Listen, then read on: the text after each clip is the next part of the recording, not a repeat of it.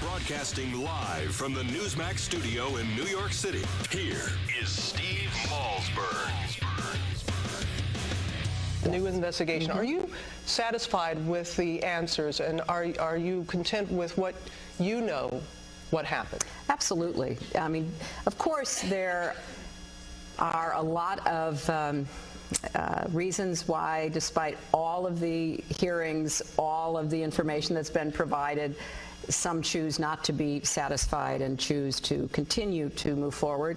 That's their choice, and I do not believe there is any reason for it to continue in this way, but they get to call the shots in the Congress. All right, I'm not sure if it's more what difference does it make said in a different way, or it's another version of the vast right-wing conspiracy.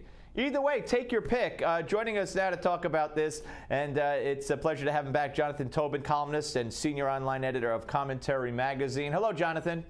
Hey, Steve. Great to be back. Thank you. So what do you vote on? Is this another way of her saying it's a vast right-wing conspiracy, or what difference does it make? I think you're right. I think it's a combination of the two.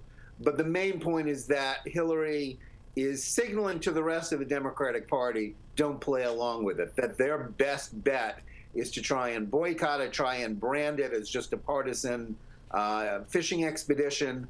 And therefore, no matter what the committee finds out, it will be no big deal. It can be sold by the Democrats as no big deal. This is because this is an interesting question, because there are so many questions that have yet to be answered.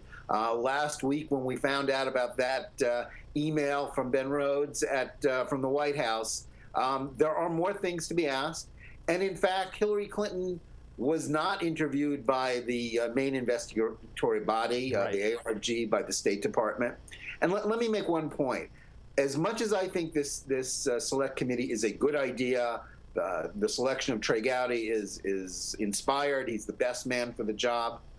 It's also a year too late, because the thing that the Democrats have going for them here, Steve, is that Hillary's right. There have been a lot of committee hearings, but unfortunately, they've been the usual congressional hearing circuses where just both sides strut and grandstand, and no real subpoena power, no counsels doing a real investigation the way real select committees work.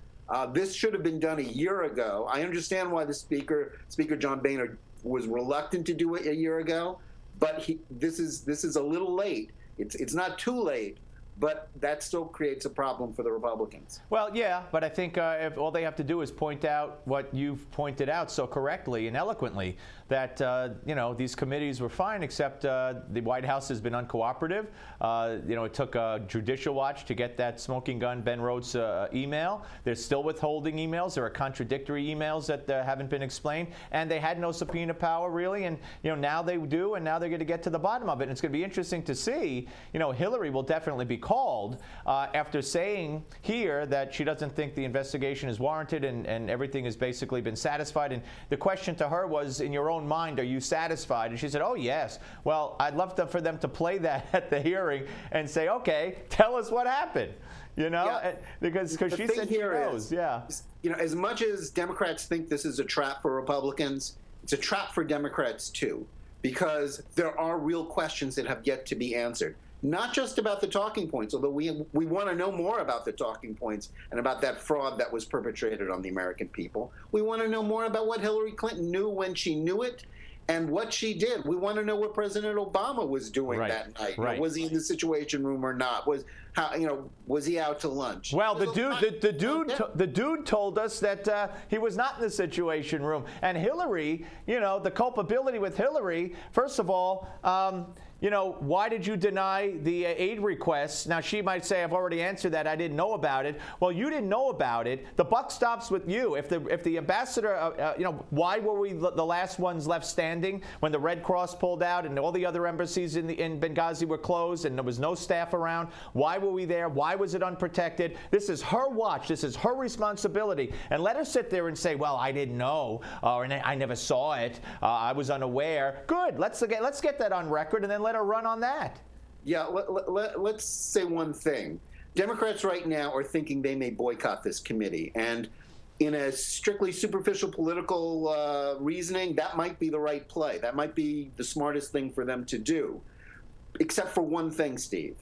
Imagine Hillary Clinton hauled in front of that committee. With all Republicans. She will be subpoenaed. She will have to go. She's not going to be able to get out of it. And with Trey Gowdy or with an able counsel for the committee interrogating her, Democrats are going to want some Congress members of Congress on their side to be there to help her. And because if they're not, it's going to go worse for her than she thinks. Yeah, no, I couldn't agree more. Now, the latest revelation, this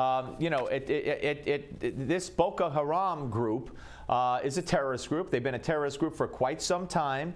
And in February, they went into a boarding school and they killed and burned to death, shot, slit the throats of, and whoever was left alive, and shot in the back kids who were running, young boys, all boys, and then burned the school and burned the ones who were still alive to death alive. And the world, it took the kidnapping of these girls, which is horrific and outrageous, and they need to find these girls. But there's been ample acts of terror by this group in the past. I'm glad it took something to trigger the media's attention and the world's attention. And I'm glad it was triggered. If an event happened, I'm glad the media woke up, is what I'm trying to say. Not I'm glad the girls were kidnapped. But here's the deal.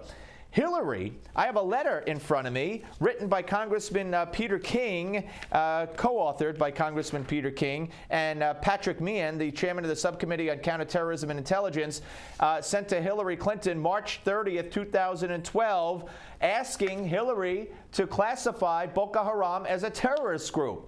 And Hillary refused to do it. Now, how's she going to explain that one away? That's a tough one to explain, but it is not we can't view this in isolation. What's happened in Africa is in some ways related to another foreign policy disaster that we just discussed, which is what happened in Libya. Our lead from behind strategy allowed a lot of the terrorist weapons in Libya and a lot of the terrorists in Libya to spread and to neighboring countries. I just read this morning that much of the arms that Boko Haram has been terrorizing northeastern Nigeria with came from Libya, and because we didn't get them. Right. This was a foreign policy failure. This was a disaster that was orchestrated by President Obama's policy, carried out by Secretary Clinton. Yep. These things are all connected, not connected in terms of a conspiracy, but connected in terms of incompetence and a lack of vision. Absolutely. Incompetence and lack of vision. Very true. All right. I want to play for you an interview with Rand Paul that was done on this show a couple of weeks ago, where he talked about a bill that he tried to get passed with unanimous consent in the Senate to cut off aid to the Palestinians because of their intention to form a government, unity government with Hamas. Here's how it went. Hamas has in their original charter the destruction of Israel as one of their goals. So how we would ever conceive of American money going to a government that has Hamas as part of it without Hamas agreeing to end hostilities and to recognize Israel, I just can't see how we could conceive of sending American money to a group like that. And I think the American people are with me on this. I'm getting pushback from the establishment up here. They think foreign aid should flow no matter what you do. Who's pushing back? For instance, who's pushing back on this? Ironically, the group AIPAC is pushing this bill. And this is, to me, very troubling, because I think if I were to speak to the 10,000 folks who come up here in support of AIPAC, the vast majority of them would support my bill. All right. Now, you wrote about this, and you wrote that you think it was a disingenuous attempt by Rand Paul. I mean, I'm paraphrasing, or you quoted others who said that, Jennifer Rubin and others. I think he went and did something that nobody else did. I mean, where's the outrage? Where's the outrage that that this government, that Israel's still being pressured to negotiate with, is now going to include Hamas? Well, this is a complicated issue, because the truth is AIPAC and, in fact, the Israeli government are not so keen on cutting off aid to the Palestinian Authority, as much as the Israelis are complaining rightly about the coalition that Fatah formed with Hamas. They don't want the Palestinian Authority to collapse. It's not in their interest. They worry about security arrangements that they have with the Palestinians that are, frankly, as much, if not more, in the Palestinians' interest than in Israel's. However, I happen to think that my former colleague at Commentary, now at the Washington Post, Jen Rubin, was wrong to say that Rand Paul's bill was phony, that it was a phony pro-Israel bill, because he was actually right on the issue. We should be cutting off. We should be threatening and holding the Palestinians accountable. They have, for the last 20 years, American governments, the Clintons did it, the Bush administration a little bit too, and now with Obama, have operated under the assumption that if you hold the Palestinians too accountable, if you really put their feet to the fire, it's a bad thing because you want to foster the peace process. Right. And what has happened is that the Palestinians never do the right thing. They always embrace terror. They always reject peace. Right. And Jonathan, we're gonna have to leave it there. But one more point. No, we're out of time. If you could do it in 5 seconds, go. This is already against the law. Rand Paul's bill is unnecessary because the 2006 Palestinian... Right, it's repetitive in nature. I understand that, but I think it was a good idea. Hey, Jonathan Tobin, thank you. Always great to talk to you, sir. Give Me 5 is next, folks.